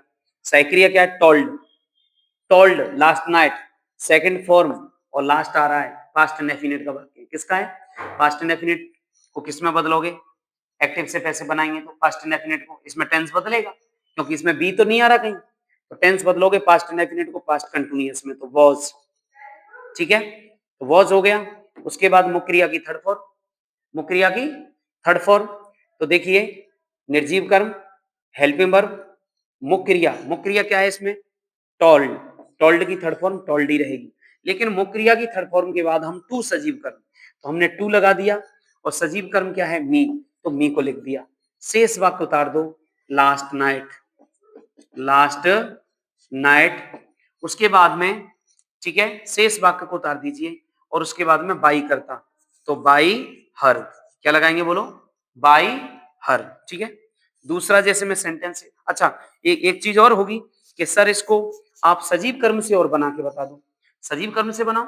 सजीव कर्म से बनेगा, देखिए सजीव कर्म से क्या बनेगा, सबसे पहले हम लिखेंगे, जैसे मी का कर्ता बनाना पड़ेगा। सजीव कर्म से हम पैसे बनाएंगे तो क्या करेंगे, सुनो, यहाँ सजीव कर्म लिख देंगे और निर्जीव कर्म को यहीं लिख देंगे, लेकिन ये टू हटा देंगे, उसमें क्या करेंगे, टू हटा देंगे। कैसे बनेगा, मी का कर्ता क्या होता है, आई, सहायक क्रिया क्या लगाएंगे, वॉज, क्या लगाएंगे बोलो, वॉज, कर्म हो गया सहायक क्रिया। मुख्य क्रिया क्या है, टोल्ड। उसके बाद निर्जीव कर्म को लिख दो, अ स्टोरी। निर्जीव कर्म को बिना टू के लिखते हैं, कैसे लिखते हैं, बिना टू के। शेष वाक्य उतार दो, लास्ट नाइट, लास्ट नाइट। उसके बाद बाई करता, तो बाई सी का क्या हो जाएगा, हर। ऐसे भी हम बना सकते हैं, तो दो तरीके से ये बन सकते हैं। तो ये हो गए आपके डबल ऑब्जेक्ट वाले वाक्य, ठीक है। डबल ऑब्जेक्ट वाले वाक्य में एक साथ दो ऑब्जेक्ट आ जाए तो हम सजीव कर्म से भी बना सकते हैं और निर्जीव से भी बना सकते हैं। निर्जीव से तो वही नियम है आपका, सजीव को टू से जोड़ दो, और अगर सजीव से बनाओगे तो जो कर्म है उसका कर्ता बनाना पड़ता है। क्या बनाना पड़ता है, कर्म का कर्ता। तो जोन सा भी तरीका आपकी पसंद आ गया हो उसको आप इसमें ओबे कर सकते हो। अब डबल ऑब्जेक्ट के बाद मैं आपको कराऊंगा इंटेरोगेटिव सेंटेंस। कौन से सेंटेंस? इंटेरोगेटिव। तो ये बिल्कुल सरल है इंटेरोगेटिव सेंटेंस। इंटेरोगेटिव सेंटेंस में क्या होता है, ध्यान रखिए, यदि एक्टिव का वाक्य प्रश्नवाचक है तो पैसिव का वाक्य भी कैसा बनेगा? प्रश्नवाचक। इसमें कुछ नहीं है, बाकी के नियम वो ही है। यदि एक्टिव का वाक्य प्रश्नवाचक दिया है तो पैसिव का भी वाक्य हम कैसा बनाएंगे? प्रश्नवाचक। ठीक है, मैं इन दोनों के आपको सूत्र लिख देता हूं। ठीक है, देखो प्रश्नवाचक वाक्य कितने प्रकार के, इंटेरोगेटिव सेंटेंस जो होते हैं वो दो प्रकार के होते हैं। कितने प्रकार के? दो प्रकार के होते हैं। Interrogative first, intero interrogative first और इंटेरोगेटिव सेकंड। इंटेरोगेटिव सेकंड, ठीक है, फर्स्ट और सेकंड दो प्रकार के होते हैं। ठीक है, ये तो सही क्रिया से शुरू होते हैं। किससे शुरू होते हैं? सहायक क्रिया से शुरू होते हैं, ध्यान दीजिएगा। और ये आपके होते हैं WH वर्ड से शुरू। कैसे शुरू होते हैं? WH वर्ड से शुरू। ठीक है, सहायक क्रिया से अगर एक्टिव का वाक्य चालू होता है तो उसका पैसिव का वाक्य भी अपन किससे चालू करेंगे? सहायक क्रिया से चालू करेंगे। जैसे मैं आपको समझा रहा हूं, ध्यान दीजिएगा। जैसे मैं फर्स्ट वाले करा दूं पहले। तो फर्स्ट टाइम में क्या होता है, इसका सूत्र है, सबसे पहले HV लिखेंगे, उसके बाद कर्म लिखेंगे, उसके बाद नॉट, बीन, बीइंग कुछ आता है वो यहां आएगा। ठीक है, जो कुछ भी आप लगाओगे मैं कोष्टक में कर देता हूं, आएगा तो लगाओ, नहीं आए तो छोड़ दीजिए। उसके बाद मुख्य क्रिया की थर्ड फॉर्म, मुख्य क्रिया की कौन सी फॉर्म? थर्ड फॉर्म लगाते हैं। उसके बाद बाई कर्ता, शेष वाक्य उतार दीजिए, प्रश्नवाचक चिन्ह, उसमें WH वर्ड लग जाएगा बस। जैसे मैं एक वाक्य दे रहा हूं, हैव यू टेकन टी, या नॉट और लगा दूं, not taken T yet. Active का वाक्य भैया पैसिव में बदलना है। किस में बदलना है बोलो? पैसिव में। सबसे पहले हेल्पिंग वर्ब हैव, कौन सा टेंस है? प्रेजेंट परफेक्ट है, परफेक्ट कंटीन्यूअस में बदल दूं। लेकिन यहां कर्ता कौन है? यू। कर्म कौन है? टी। कौन है कर्म? टी है। इसको यहां पहुंचाना है, इसको यहां लाना है। लेकिन ये क्रिया भले ही पहले आ रही है लेकिन आएगी किसके अनुसार? कर्म के अनुसार। किसके अनुसार आएगी? कर्म के अनुसार। तो टी एक वचन या बहुवचन? एक वचन है, तो हम यहाँ शुरुआत हैज से करेंगे, क्योंकि यहाँ पर अब यू नहीं होगा, क्या होगी? टी होगी। तो ये जो हेल्पिंग वर्ब है वो हमेशा ऑब्जेक्ट के अनुसार आती है। मैंने पहले भी बताया, किसके अनुसार? ऑब्जेक्ट के अनुसार। तो देखिए हेल्पिंग वर्ब कर्म। अब कर्म के बाद अब आप सोच रहे होंगे सर हैव, हैज हैव तो प्रेजेंट परफेक्ट है, परफेक्ट कंटीन्यूअस में बदलो। तो मैंने बदला है हैज बीन और हैव बीन, हैज बीन और हैव बीन। तो बीन अपन कहां लगाएंगे? नॉट के बाद। कहां लगाएंगे? नॉट के बाद लगाएंगे। किसके बाद लगाएंगे? नॉट के बाद लगाएंगे। तो हैज टी नॉट बीन। अब देखो नॉट के बाद बी, बीन, बीन जो भी आए वो यहां लगता है। इस कोष्टक का मतलब ही ये होता है, वाक्य में हो तो लगाओ, नहीं हो तो मत लगाओ। उसके बाद मुख्य क्रिया की थर्ड फॉर्म, टेक की थर्ड फॉर्म क्या होती है? टेकन। ठीक है, उसके बाद में बाई करता, तो यू का ऑब्जेक्ट बनाएंगे तो बाई यू। शेष वाक्य उतार दो, शेष यट है, प्रश्नवाचक चिन्ह है तो प्रश्नवाचक चिन्ह। प्रश्नवाचक चिन्ह की जगह आप क्या लगाओगे? प्रश्नवाचक चिन्ह। एक वाक्य आप और समझ सकते हो, जैसे विल यू मैरी मी, क्या तुम मुझसे शादी करोगे? अब इसमें क्या है, ध्यान देना, इसमें उसने बड़ी चालाकी चली, निर्जीव कर्म नहीं दिया, आपके लिए सजीव दे दिया। हेल्पिंग वर्ब है, करता है, मुख्य क्रिया है, ये कर्म हो गया। तो कर्म कौन क्या है इसमें? मी है। कर्ता कौन है इसमें? यू है। ध्यान देने की बात है। ठीक है, तो देखिए इसका पैसिव कैसे बनाएंगे? फॉर्मूला के अनुसार। फॉर्मूला के अनुसार कैसे? सबसे पहले हेल्पिंग वर्ब, तो बिल की जगह बिल ही लगा दो। ठीक है, वैसे मॉडल के बाद बी भी लगाते हैं, ध्यान हो, लेकिन आप तो फ्यूचर टेंस समझ रहे हो। क्या समझ रहे हो? Future tense. तो फ्यूचर टेंस के अनुसार क्या करेंगे अपन? देखिएगा, हेल्पिंग वर्ब क्या है? विल। बोलो हेल्पिंग वर्ब क्या है? विल है। ठीक है, उसको किसमें बदलेंगे? फ्यूचर कंटिन्यूअस में। तो विल बी और सेल बी, लेकिन बी को हम लगाएंगे बाद में। हेल्पिंग वर्ब, उसके बाद कर्म। कर्म कौन है बताओ? मी। तो मी का हम कर्ता बनाना पड़ेगा, तो आई। क्या बना दिया? आई बना दिया। अब आई के बाद क्या है? नॉट बी, तो बी आएगी यहां पर। ठीक है, विल आई बी। आप सोच रहे होंगे सर सेल क्यों नहीं लगाया? अब सेल भी लगा सकते हो, अक्सर आजकल तो विल ही चलता है सबके साथ में, लेकिन अगर आपको बदलना है तो सेल भी लिख सकते हैं। ठीक है, विल आई बी। उसके बाद मुक्रिया क्या है, मैरी, मैरी की थर्ड फॉर्म होती है मैरिड, क्या होती है, मैरिड होती है। उसके बाद बाई कर्ता, कर्ता कौन है, यू, क्या है कर्ता, यू है, तो वो प्रश्नवाचक चिन्ह लगा दो। तो ये वाक्य कैसे बनेगा, विल यू मैरी मी, तो will I be married by you, ठीक है। आपको अगर कंफ्यूज है तो आप सेल भी कर सकते हो इसकी जगह, क्या कर सकते हो, सेल, क्योंकि आई बी के साथ अपन सेल लगाते हैं टेंसेस में, ठीक है। तो विल यू मैरी मी, तो देखिए हेल्पिंग वर्ब से ही चालू कर दिया सेल, ठीक है। कर्ता हमने इसको लिया है, कर्म को कर्ता बना दिया, मुक्रिया थर्ड फॉर्म लगा दी, बाय यू, शेष वाक्य को क्या कर दिया, उतार दिया, ठीक है ना। तो ये हो गया इंटेरोगेटिव फर्स्ट। अब सेकंड में क्या करेंगे, मैं इसको थोड़ा साफ कर देता हूँ, आप लोग आप समझ रहे होंगे, ध्यान से देखिएगा, बिल्कुल मैं इसको साफ करता हूँ और उसके बाद में अटेंशन, बिल्कुल एक नोटबुक ले लीजिए हाथ में, ठीक है। तो देखिए अपन पढ़ेंगे इंटरोगेटिव सेकंड, थोड़ा सा इंटरोगेटिव सेकंड कर दिया। सेकंड टाइप, फर्स्ट टाइप हमने पढ़ लिया, सेकंड टाइप में क्या है, सबसे पहले हम लिखेंगे डब्ल्यूएच वर्ड, सहायक क्रिया, पैसिव का सूत्र समझ लीजिए, डब्ल्यूएच वर्ड सहायक क्रिया, कर्ता, नॉट बीन, बीइंग, जो भी है वो कोष्टक में कर, इसके बाद किसके बाद, कर्म के बाद, किसके बाद लिखेंगे अपन, कर्म के बाद ये आते हैं, उसके बाद मुक्रिया थर्ड फॉर्म, बाई कर्ता प्लस शेष। जैसे इसमें इंटरोगेटिव सेकंड के दो वाक्य, ध्यान से देखिए, where do you buy a plot in Jaipur, तुमने जयपुर में प्लॉट कहाँ खरीदा, तो डब्ल्यूएच वर्ड से चालू है, तो अपन इसका पैसिव बनाएंगे, तो डब्ल्यूएच वर्ड की जगह डब्ल्यूएच वर्ड लिख दो, डब्ल्यूएच वर्ड से हमको कोई इम्पैक्ट मतलब प्रभावित नहीं होना है, ठीक है। डब्ल्यूएच वर्ड लिख दिया, सहायक क्रिया डू आ रही है, इसमें टेंस बदलना पड़ेगा, देखो कर्ता कौन है, यू, कर्म कौन है, अ प्लॉट, ठीक है। डू कौन से टेंस की सहायक क्रिया होती है, प्रेजेंट इंडेफिनिट की, किसमें चेंज करेंगे अपन बताओ, प्रेजेंट इंडेफिनिट को कंटिन्यूअस में, तो कंटिन्यूअस के हिसाब से सहायक क्रिया लाएंगे इज आर एम, अपलॉट के हिसाब से इज, कर्म को लाएंगे तो अपलॉट, ठीक है। अब देखिए कर्म हो गया, नॉट इसमें है नहीं है, बी है नहीं है, बीइंग है नहीं है, मुक्रिया, मुक्रिया क्या है, बाई, बाई की थर्ड फॉर्म करेंगे अपन बॉट, ठीक है, बॉट हो गया। उसके बाद बाई करता, तो बाई यू, शेष वाक्य उतार दो, इन जयपुर, क्या लिखेंगे, इन जयपुर और प्रश्नवाचक चिन्ह, बोलो कोई दिक्कत, ठीक है। उसके बाद देखिएगा दूसरा सेंटेंस है, why has he not completed homework, उसने अपना होमवर्क कंप्लीट क्यों नहीं किया है, तो वाई की जगह अपन क्या लिखेंगे बताओ, वाई लिखेंगे, ठीक है। अब डब्ल्यूएच वर्ड की जगह डब्ल्यूएच वर्ड हो गया, उसके बाद हमको कर्ता और देखना है और क्या देखना है, कर्म देखना है, कर्म क्या है इसमें, होमवर्क, बोलिए कर्म क्या है, होमवर्क, होमवर्क को ले आएंगे, तो वाई, अब इसका टेंस चेंज करिए, प्रेजेंट परफेक्ट को प्रेजेंट परफेक्ट कंटिन्यूअस में, तो परफेक्ट कंटिन्यूअस में अपन चेंज करेंगे, तो एक वचन के हिसाब से हैज बीन को बाद में लगाते हैं, होमवर्क लिख दीजिए, होम वर्क, ठीक है। देखिए डब्ल्यूएच वर्ड हो गया, बोलिए हो गया, हेल्पिंग वर्ब, बोलिए हेल्पिंग वर्ब, ऑब्जेक्ट, तो ऑब्जेक्ट लिख दिया। अब बीन में हैज बीन हैव बीन लगाना, तो बीन इधर लगेगा ऑब्जेक्ट के बाद, प्रश्नवाचक वाक्य ना।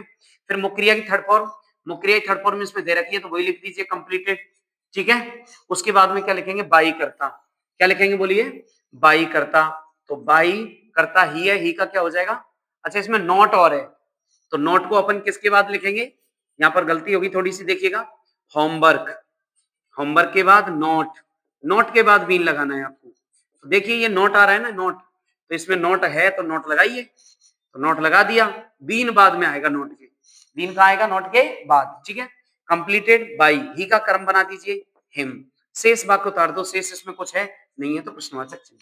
मेरा मतलब यह है एक्टिव से पैसे बनाने का नियम वो की वही रहता है, केवल डब्ल्यूएच वर्ड की जगह आप डब्ल्यूएच वर्ड लिख दो, डब्ल्यूएच वर्ड की जगह डब्ल्यूएच वर्ड लिख दिया, सहायक क्रिया हमेशा ऑब्जेक्ट के अनुसार आती है, किसके अनुसार, ऑब्जेक्ट के अनुसार, तो हैज बीन आएगा, लेकिन बीन हम बाद में लगाएंगे, क्योंकि इंटरोगेटिव सेंटेंस में बीन बाद में लगता है, ठीक है। तो हमने हैज लगा दिया सिंगुलर के हिसाब से, उसके बाद हम कर्म, कर्म होमवर्क लिख दिया, होमवर्क के बाद ये नोट लिख दी, नोट के बाद बीन, मुक्रिया की थर्ड फॉर्म लगा दी, ठीक है, और बाई करता, तो ही का क्या कर दिया, हिम, तो ये हो गया इंटरोगेटिव सेंटेंस। एक वाक्य महत्वपूर्ण है इंटरोगेटिव में, जो अक्सर पूछा जाता है, जिसकी अलग से पहचान है, हु वाले वाक्य, कौन से वाक्य, हु वाले वाक्य, इसको आपको ध्यान से समझना है, हु वाले वाक्य को। हु वाले वाक्य में क्या करते हैं, यदि एक्टिव का वाक्य हु से शुरू हो, तो पैसिव का वाक्य बाई हुम से शुरू करते हैं, किससे शुरू करते हैं बोलो, बाई हुम से शुरू करते हैं। इसका मैं एक सूत्र लिखा देता हूं, समझ में आ जाएगा आपके में, पैसिव का सूत्र, किसका सूत्र लिख दूं, पैसिव का, तो सबसे पहले हम लिखेंगे बाई हुम, क्या लिखेंगे बोलो, बाई हुम लिखेंगे, प्लस सहायक क्रिया लिखेंगे, उसके बाद में, ठीक है, फिर जो कर्म है उस कर्म को लाएंगे, कर्म के बाद हम क्या लगाएंगे, मुख्य क्रिया की थर्ड फॉर्म। क्या लगाएंगे, मुख्य क्रिया की थर्ड फॉर्म। उसके बाद शेष वाक्य को उतार देंगे। शेष वाक्य को क्या करेंगे, उतार देंगे। ठीक है ना, शेष वाक्य उतार दिया। इसमें बाई कर्ता का क्रम यही हो जाता है। ये डब्ल्यूएच वर्ड में हु जो आता है वो सब्जेक्ट का भी काम करता है और डब्ल्यूएच वर्ड का भी काम करता है, इसलिए इसको बाई हुम बना के शुरू में लिख देते हैं। जैसे एक वाक्य है, who broke this chair, who broke this chair, ये कुर्सी किसने तोड़ी, इसका हम पैसिव बनाएंगे। तो देखिए हु से जब वाक्य एक्टिव का चालू हो तो हमको बिना पूछे पैसिव के वाक्य के शुरू में क्या लिख देना है, वाई हुम लिख देना है। क्या लिख देना है बोलो, वाई हुम। उसके बाद सहायक क्रिया, देखिए सेकंड फॉर्म आ रहा है। सेकंड फॉर्म किस में आता है, पास्ट इंडेफिनिट में। पास्ट इंडेफिनिट को किस में बदलेंगे, कंटीन्यूअस में। तो हम लगा देंगे वॉज। ठीक है, तो वाई हुम हेल्पिंग वर्ब क्या लगा दी, वॉज। उसके बाद कर्म, कर्म क्या है, दिस चेयर, दिस चेयर, ये कर्म एक वचन है इसलिए। ठीक है, दिस चेयर। अच्छा, ये कर्म बहुवचन होता तो हम यहाँ क्या करते, वॉज की जगह वर कर देते। ठीक है ना, तो by whom was this chair, कर्म हो गया। मुख्य क्रिया की थर्ड फॉर्म, तो ब्रॉक की थर्ड फॉर्म क्या हो जाएगी, ब्रोकन। क्या हो जाएगी, ब्रोकन। प्रश्नवाचक चिन्ह। समझ में आ रहा है, यदि एक्टिव का वाक्य हु से चालू हो पैसिव बनाते समय ये सूत्र काम में लेना है, वाई हुम हेल्पिंग वर्ब कर्म मुख्य क्रिया की थर्ड फॉर्म, और शेष वाक्य को अपन क्या करेंगे, उतार देंगे। अगला वाक्य जैसे मैं और समझा दूं, हु हु हु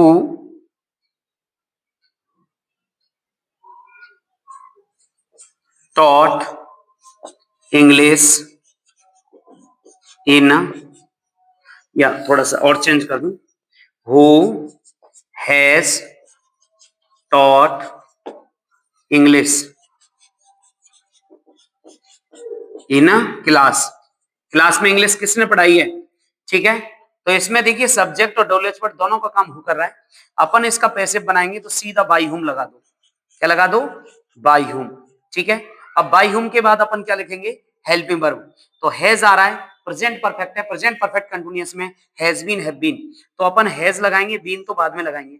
हैज लगा दिया। अब कर्म को लाओ, तो कर्म कौन है, इंग्लिश। कर्म कौन है, इंग्लिश। उसके बाद बीन लगा दो, तो ये वाक्य बनेगा, by whom has English been taught, taught in class, और लास्ट में कौन सा चिन्ह लग जाएगा, प्रश्नवाचक। तो देखिए ध्यान से देखिएगा, अगर एक्टिव का वाक्य हु से चालू है तो अपन पैसिव बनाएंगे, तो अपन किससे चालू करेंगे, बाई हुम से।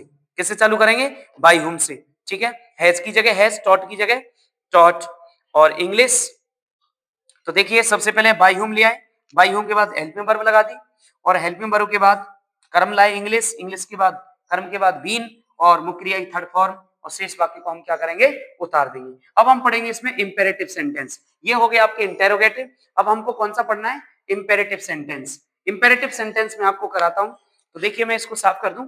इंपेरेटिव सेंटेंस चार प्रकार के होते हैं। बोलो कितने प्रकार के, चार प्रकार के। इंपेरेटिव सेंटेंस कितने प्रकार के होते हैं, बोलो चार प्रकार के होते हैं। वर्ब की फर्स्ट फॉर्म से शुरू होने वाले, डोंट या डू नॉट से शुरू होने वाले, और लेट से, प्लीज, काइंडली से शुरू होने वाले, और लेट से शुरू होने वाले वाक्य। इसी के साथ हमारे एक्टिव पैसिव खत्म हो जाएंगे। तो देखिएगा मैं इंपेरेटिव और पढ़ा रहा हूँ लास्ट आपके लिए। तो अभी हमने कौन से पढ़े थे, इंटेरोगेटिव पढ़े थे। ठीक है, कौन से पढ़े थे, इंटेरोगेटिव। इंटेरोगेटिव दो प्रकार के, फर्स्ट और सेकंड। कौन से, फर्स्ट और सेकंड। उसके बाद हु वाले भी पढ़े।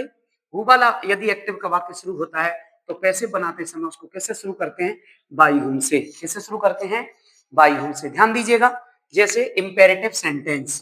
कौन से सेंटेंस, इंपेरेटिव, इंपेरेटिव सेंटेंस, ये लास्ट है भाई। इसके बाद हमारे एक्टिव पैसिव पूरे हो जाएंगे। तो इस धमाकेदार क्लास में अगर आप नए हैं चैनल पर तो सब्सक्राइब कर लेना भैया। ठीक है, बेल आइकन बटन दबा लेना, जिससे आपको ऐसी ग्रामर के बढ़िया वीडियो आपको मिलते रहेंगे। इंपेरेटिव सेंटेंस चार प्रकार के कौन कौन से होते हैं। नंबर एक, वर्ब की फर्स्ट फॉर्म से शुरू, वर्ब की फर्स्ट फॉर्म से शुरू। अच्छा, दूसरे वाले कौन से हैं, डोंट या डू नॉट से शुरू। बोलो दूसरे कौन से हैं, डोंट या डू नॉट से शुरू। तीसरे कौन से हैं, प्लीज या काइंडली से शुरू। कौन से, प्लीज या काइंडली से शुरू, प्लीज या काइंडली से शुरू। और चौथे कौन से हैं, लेट से शुरू। कैसे शुरू, लेट से शुरू। ठीक है ना, चार तरह के सेंटेंस हैं, तो मैं एक एक करके आपको समझाऊंगा। चारों अपन चुटकियों में ही समझने वाले हैं। इंपेरेटिव सेंटेंस कितने प्रकार के होते हैं बोलो? चार प्रकार के होते हैं, वर्ब की फर्स्ट फॉर्म से, डोंट डू नॉट से, प्लीज या काइंडली से और लेट से। सबसे पहले मैं आपको करा रहा हूं वर्ब की फर्स्ट फॉर्म से। वर्ब की फर्स्ट फॉर्म से इसका एक ही सूत्र है भैया, चुटकियों में समझ में आ जाएगा। सूत्र है इसका, सबसे पहले लेट लगाओ, लेट के बाद करम, करम के बाद बी, मुख्य क्रिया की थर्ड फॉर्म। कौन सी फॉर्म? थर्ड फॉर्म, प्लस शेष वाक्य को उतार देते हैं। शेष वाक्य को उतार देते हैं। ये किसका सूत्र है? पैसिव का। जैसे पहला वाक्य, open the door, open the door, passive बनाओ। तो देखिए इसका पैसिव बनेगा, सबसे पहले हम लगाएंगे लेट, उसके बाद लाएंगे करम, मुख्य क्रिया के ठीक बाद करम होता है। इसमें डायरेक्ट वाक्य मुख्य क्रिया से चालू होता है, ठीक है, मुख्य क्रिया से चालू होता है। तो देखिए मुख्य क्रिया क्या है? ओपन। अब ओपन के तुरंत बाद क्या है? करम। तो पहले करम लाइए, तो द डोर। ध्यान दें सूत्र पर, सबसे पहले लेट लगा दिया, करम लिख दो, अब बी लगा दो। इसमें टेंस नहीं बदलता, सिर्फ बी लगता है। मुख्य क्रिया की थर्ड फॉर्म ओपन, शेष वाक्य उतार दीजिए। शेष वाक्य क्या? कुछ है नहीं, उतार दीजिए। तो देखिए इंपेरेटिव सेंटेंस जिसमें आज्ञा, इंपेरेटिव सेंटेंस जिसमें कोई आज्ञा आदेश दिया जाए, सलाह दी जाए, वो इंपेरेटिव सेंटेंस होते हैं, चार होते हैं। दूसरा वाक्य इसमें समझिएगा, जैसे वाक्य है प्ले, एक शब्द का पैसिव कैसे बनेगा? ये भी कई बार लोग पूछ लेते हैं। तो हम इसका पैसिव कैसे बनाएंगे? सबसे पहले लेट लिखे, क्या लिखेंगे? लेट। लेट के बाद करम, करम इसमें है नहीं, तो फिर क्या लगा दो आप? बी, मुख्य क्रिया की थर्ड फॉर्म। तो एक शब्द का पैसिव कैसे बनेगा? Let be played. क्या बनेगा? Let be played. तो ये वर्ब की फर्स्ट फॉर्म वाले आप सीख गए होंगे, ठीक है ना। और बताऊं मैं आपको एक और बात, जैसे आप बना सकते हो, आप जैसे कोई भी सेंटेंस लिख लो, राइट अ स्टोरी नाउ। अब एक कहानी लिखो आप, तो इसका पैसिव कैसे लिखेंगे? लेट से चालू है, कर्म क्या है? अ स्टोरी, टेंस बदलेंगे तो बी, मुख्य क्रिया की थर्ड फॉर्म क्या है? रिटन, शेष वाक्य क्या है? नाउ। बोलो शेष वाक्य क्या है? नाउ। अब देखिएगा आप पढ़ेंगे नंबर दूसरा, डोंट या डू नॉट से। कौन सा है? डोंट या डू नॉट से शुरू। इसमें क्या करेंगे? छोटा सा सूत्र में हल्का सा बदलाव है और कोई बदलाव नहीं है। यदि एक्टिव का वाक्य डोंट या डू नॉट से शुरू होता है, पैसिव बनाते समय डोंट या डू नॉट को हटा देते हैं। बोलो डोंट या डू नॉट को हटा देते हैं। तो सबसे पहले हम लिखेंगे लेट, क्या लिखेंगे? लेट। उसके बाद क्या लिखेंगे? करम, करम के बाद क्या लगा देंगे? नॉट, ये महत्वपूर्ण है। उसके बाद बी और मुख्य क्रिया की थर्ड फॉर्म। बोलो मुख्य क्रिया की कौन सी फॉर्म? Third form. शेष वाक्य को उतार देते हैं। बोलो शेष वाक्य को उतार देते हैं। कैसे बनेगा ये? डोंट मेक अ नॉइज, शोर मत करो, ठीक है, इन क्लास, क्लास में शोर मत करो, ये वाक्य है। इसका हम पैसिव बनाएंगे। बोलो डोंट से चालू है, पैसिव बनाते समय डोंट को क्या कर देते हैं? हटा देते हैं। तो सबसे पहले हम लगाएंगे लेट। बोलो क्या लगाएंगे? लेट। लेट के बाद करम, करम क्या है? देखो मुख्य क्रिया के बाद अ नॉइज, क्या है? बोलो अ नॉइज। ध्यान दीजिएगा, लेट की जगह लेट, करम लिख दिया। अब लगाओ नॉट, केवल इस डोंट डू नॉट की जगह पर हम क्या लगा देते हैं? नॉट। उसके बाद क्या लगाएंगे? बी, मुख्य क्रिया की थर्ड फॉर्म, मेक की थर्ड फॉर्म होती है मेड, शेष वाक्य उतार दो इन क्लास। तो क्या वाक्य बना? देखिए, let a noise not be made in class. एक और वाक्य हम यहां समझ लेते हैं। देखिए वाक्य आ जाए जैसे don't touch me, don't touch me, ठीक है, ये आ गया डोंट टच मी। इसका पैसिव कैसे बनेगा?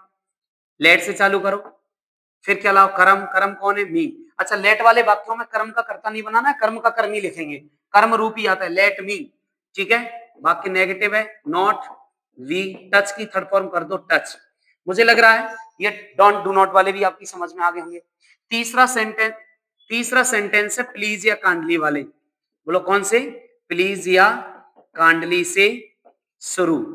इसका ये सबसे सरल अब तक का सबसे सरल वाक्य प्लीज या कांडली वाला।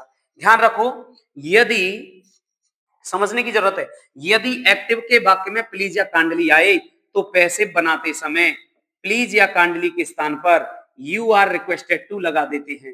बोलो क्या लगा देते हैं? यू आर रिक्वेस्टेड टू लगा देते हैं। किसकी जगह पर लगा देते हैं? वाक्य में प्लीज या कांडली आ रही होगी, उसकी जगह ये कर दो, ठीक है, प्लीज या काइंडली की जगह अपन क्या करेंगे, यू आर रिक्वेस्टेड टू कर देते हैं और प्लस शेष वाक्य को उतार देते हैं। शेष वाक्य को क्या कर देते हैं, उतार देते हैं। कैसे, मैं यहां पर एक वाक्य समझा रहा हूं, please please help me, please help me, कृपया मेरी मदद करो। ठीक है, तो इसका पैसिव कैसे बनेगा, इस प्लीज की जगह हमको क्या लिखना है, यू आर रिक्वेस्टेड टू। क्या लिखना है बोलो, यू आर रिक्वेस्टेड टू करना है। ठीक है, शेष वाक्य उतार दीजिए, हेल्प मी, हेल्प मी। और भैया प्लीज या काइंडली जो आता है उसको हम हटा देते हैं। तो ध्यान दीजिए, यदि एक्टिव का वाक्य प्लीज या काइंडली से शुरू हो तो पैसिव बनाते समय प्लीज या काइंडली को हटा दो, उसकी जगह पर यू आर रिक्वेस्टेड टू लगा दो। ठीक है, और शेष वाक्य को उतार दो। तो देखिए, प्लीज की जगह हमने यू आर रिक्वेस्टेड टू लगा दिया ये इसमें से, और शेष वाक्य क्या है, हेल्प मी लिख दिया। ठीक है, और प्लीज काइंडली को क्या कर दिया, हटा दिया। अनदर सेंटेंस समझ लो, काइंडली, काइंडली इश्यू मी टीसी। आप स्कूल में लिखते होंगे, स्कूल के लिए काइंडली इश्यू मी टीसी, कृपया मेरी टीसी जारी करो। इसका पैसिव कैसे बनेगा, बोलो, काइंडली की जगह क्या लिखोगे, यू आर रिक्वेस्टेड टू। क्या लिखोगे, यू आर रिक्वेस्टेड टू लिख दिया, किसकी जगह, काइंडली की जगह। शेष वाक्य उतार दो, इश्यू मी टीसी, इश्यू मी टीसी। तो आपके प्लीज काइंडली वाले। इधर देखो एक बार फ्लैशबैक, वर्ब की फर्स्ट फॉर्म से यदि एक्टिव का वाक्य चालू होता है तो पैसिव बनाते समय लेट से शुरू करो, लेट प्लस कर्म प्लस बी प्लस मुक्रिया थर्ड फॉर्म, शेष वाक्य उतार देंगे। तो देखिए, open the door, let the door be open, समझ गए होंगे। ठीक है, इसी तरीके से डोंट डू नॉट में नॉट लग जाता है, डोंट डू नॉट हटा देते हैं। प्लीज काइंडली में ध्यान दो, ये प्लीज काइंडली वाला है, प्लीज काइंडली की जगह यू आर रिक्वेस्टेड टू लगा दो, शेष वाक्य को उतार देते हैं। अब लास्ट रह गया है आपका लेट वाला, मैं लेट वाला समझाता हूं, उसके बाद हमारे एक्टिव पैसिव का समापन हो जाएगा। तो लास्ट का सेंटेंस है लेट से शुरू होने वाले वाक्य, बोलो कौन से सेंटेंस है, लेट से शुरू होने वाले वाक्य। तो आप लोग ध्यान से देखिएगा, ये लास्ट बचा है एक्टिव पैसिव में,